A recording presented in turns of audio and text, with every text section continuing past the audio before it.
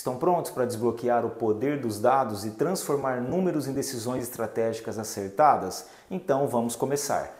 Margem de lucro é o primeiro indicador financeiro que falaremos. A margem de lucro é um indicador financeiro fundamental que mede a eficácia com que uma empresa converte suas vendas em lucro líquido. É um reflexo direto da capacidade de uma empresa de gerir eficientemente seus custos e despesas, enquanto maximiza suas receitas. Vamos direto ao lucro bruto, depois a gente lê os custos para entender. Olha que interessante, no canal Loja Física nós temos um lucro bruto, uma margem de lucro bruto de 52%. O que significa isso? Para cada R$100 que é vendido, R$52 retorna para a empresa como lucro bruto.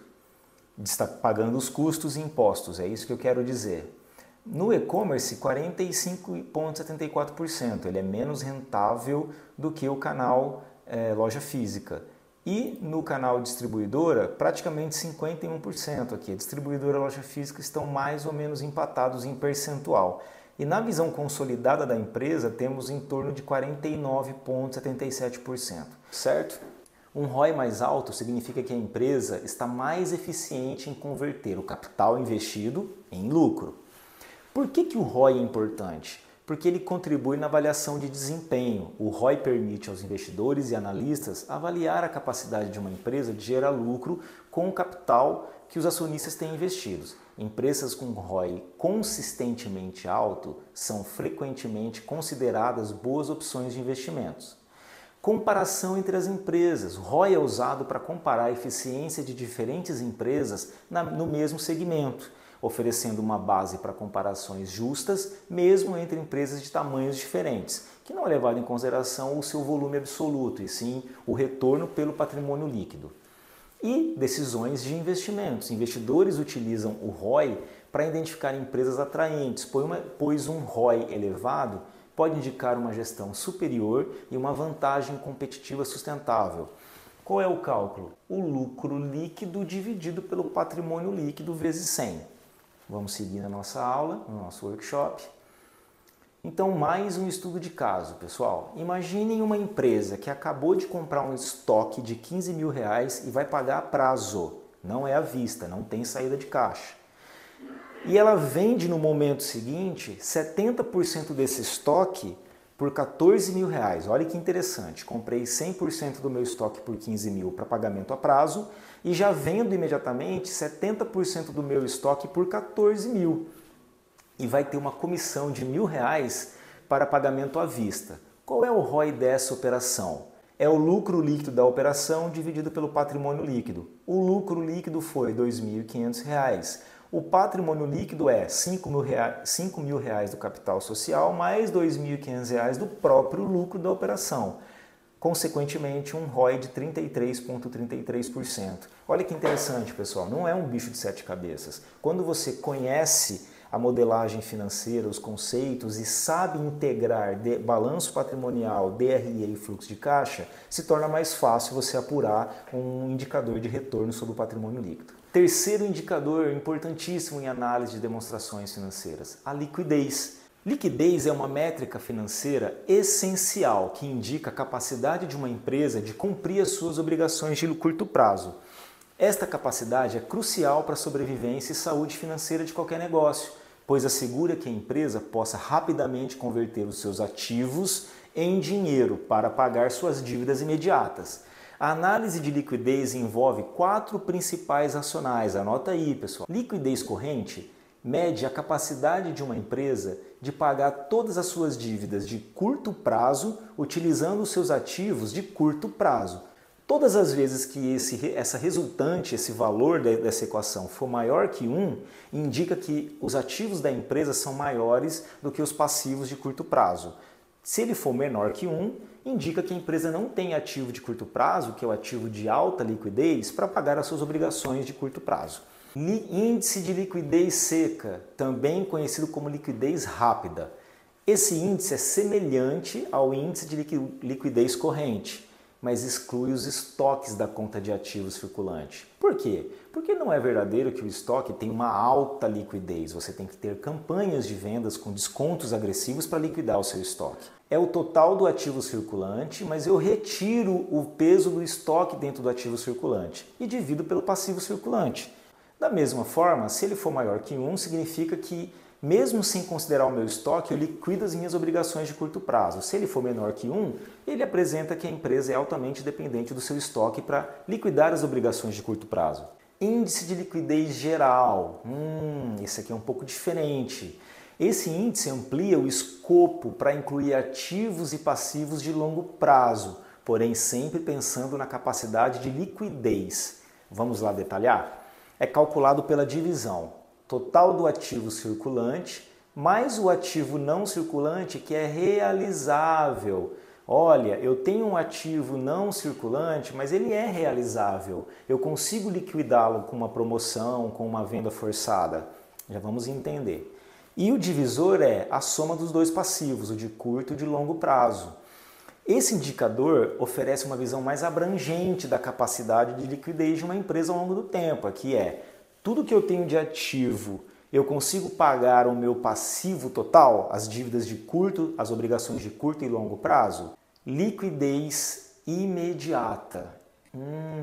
Esse índice foca na capacidade mais imediata de pagamento, considerando apenas os ativos mais líquidos possível. Vamos lá, convenhamos, qual é o ativo mais líquido possível que uma empresa tem?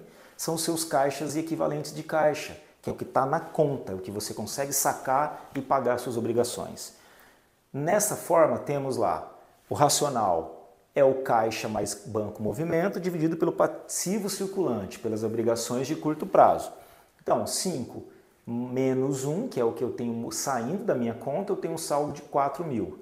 E o meu passivo circulante, 25 mil, resultando 0,16. Ou seja, essa empresa não tem uma capacidade de liquidez imediata, de pagar suas obrigações de curto prazo com o que ela tem em caixa. Mas convenhamos, pessoal, não é possível você analisar somente um indicador de liquidez individualmente e tomar uma decisão. Você tem que analisar os 4 e entender a estratégia da empresa. Alavancagem financeira, estamos falando de endividamento, tão importante para a tomada de decisão. Refere-se ao uso de uma dívida para financiar a operação de uma empresa. É saudável. Ela amplifica os resultados financeiros, tanto positivos quanto negativos, aumentando o potencial de retorno sobre o patrimônio, ao mesmo tempo que eleva os riscos. Mais ou menos assim, pessoal. O sócio põe dinheiro na empresa, só que não é de todo ruim ele dividir o risco da operação. Ele se financiar por fornecedores e por bancos, desde que as taxas sejam não onerosas para o negócio. Mas essa correlação, essa distribuição de risco é saudável. Um bom especialista financeiro, ele sabe definir dentro do segmento qual é o percentual de participação ideal entre dinheiro dos sócios, dinheiro a fornecedores e dinheiro de terceiros, bancos, por exemplo. Primeiro, dívida sobre o patrimônio líquido. Nada mais é do que o racional entre o capital obtido através de dívida e o capital próprio financiado pelos acionistas. É calculado dividindo o total de passivos, ou seja, obrigação de curto e longo, pelo patrimônio líquido dos acionistas. É muito simples. E um indicador muito alto, ou seja, um racional muito alto, indica muito alavancagem, maior risco. Dívida sobre o total de ativos. O que significa esse indicador? Esse racional fornece uma indicação de como alavancada está uma empresa em relação aos seus ativos. Lembra? Caixas, equivalentes de caixas, estoques, contas a receber e equipamentos, por exemplo. Dessa forma, um valor muito alto sugere que uma grande parte dos ativos da empresa é financiada por dívida. Ponto de atenção, é a dívida líquida pelo EBITDA, ou o famoso dívida pelo lucro operacional. A relação de dívida líquida sobre o EBITDA é um indicador financeiro amplamente utilizado para avaliar a alavancagem de uma empresa, bem como a sua capacidade de pagar as dívidas. Essencialmente, essa métrica fornece uma visão clara sobre quantos anos uma empresa levaria para pagar sua dívida, assumindo que o lucro operacional e as dívidas permaneçam constantes na projeção. Sua operação. O que é eficiência operacional? Bom, basicamente aqui a gente está falando de giro de estoque. O giro de estoque ele mede quantas vezes o estoque de uma empresa é vendido ou substituído durante um período. Ou seja, eu comprei, armazenei e vendi, ou comprei e vendi, chegou outro, comprei e vendi, uma substituição. Um alto giro geralmente indicam uma boa gestão de estoque, uma gestão de suprimentos eficaz. Eu compro conforme a venda, eu não me estoco demais, eu vou fazendo uma gestão eficaz de suprimentos em relação à compra e venda de produtos. Uma interpretação, um giro mais alto sugere eficiência, enquanto um giro baixo pode indicar excesso de estoque ou vendas insuficientes. Um bom controller, um bom especialista financeiro, em finanças, ele tem essas informações na palma da mão e ele provoca essa discussão entre comercial, suprimentos e diretoria, plano estratégico. E a curva ABC? O que é a curva ABC de estoques? É uma ferramenta de análise de inventário que permite às empresas categorizar os seus itens de estoque de acordo com a importância e o valor que representam para o negócio. Curva A, baixo volume e alto resultado. Curva B, uma média, um volume médio com resultado médio. E a curva C, altíssimo volume e baixo resultado. Se no teu negócio, na tua empresa, na tua rotina, você consegue classificar esses itens. Novamente, no nosso evento, a gente vai detalhar como calcular, como criar as ferramentas para categorizar o nosso estoque por curva A, B e C. Bom, vamos fazer uma dinâmica que é na prática, que a gente aprende mesmo, tá? Então, voltando para o nosso exemplo, recebemos a mercadoria. Vamos mostrar a integração no balanço patrimonial, no DRE e no fluxo de caixa. No momento que eu recebo a mercadoria, está lá o nosso verdinho, identifiquei, está lá no meu balanço, identifiquei estoques, ou seja, comprei mercadoria, já automaticamente aproprio em estoques no meu ativo circulante. E esse fornecedor vai receber a prazo, então ele está lá numa obrigação de curto prazo como fornecedores. Perfeito. Está aqui o meu capital inicial dos sócios, capital social, perdão, e, consequentemente, o meu caixa inicial da empresa, totalizando aqui 20 mil de ativo, 20 mil de passivo. Não tenho evento no DRE, lembrando que o DRE só tem impacto de apuração aqui no momento da venda, que é o fato gerador. E no fluxo de caixa, iniciamos com 5 mil, que era o dinheiro integralizado pelos sócios. Não tive venda de mercadoria, recebimento de vendas, perdão, não paguei fornecedor, então zero, o meu caixa continua igual, ok. Próximo exemplo, agora chegou o momento, o período de crédito dos fornecedores se encerrou, preciso pagar o fornecedor. Então, olha aqui onde estava o fornecedor, estava numa obrigação de curto prazo e tinha 5 mil no caixa. O que vai acontecer, pessoal? Eu tenho 5 mil em caixa e tenho que pagar 15, chegou o dia, tá aqui ó. E aí, não tenho dinheiro em caixa. O que a gente faz? Um programa de educação financeira avançada, onde a gente faz a modelagem desde a base zero de todas as demonstrações financeiras, construindo DRE do zero, por segmento, estruturando projeções financeiras, o balanço patrimonial com os movimentos e saldos das contas patrimoniais e a demonstrações de fluxo de caixa entre atividades operacionais, de financiamentos e de investimentos. São mais de 20 horas de conteúdos com material exclusivo, planilhas, lista de exercícios e apresentações, encontros ao vivo e com salas para mentoria coletiva e, ao término, uma certificação em educação financeira avançada, ok? O que mais temos aqui?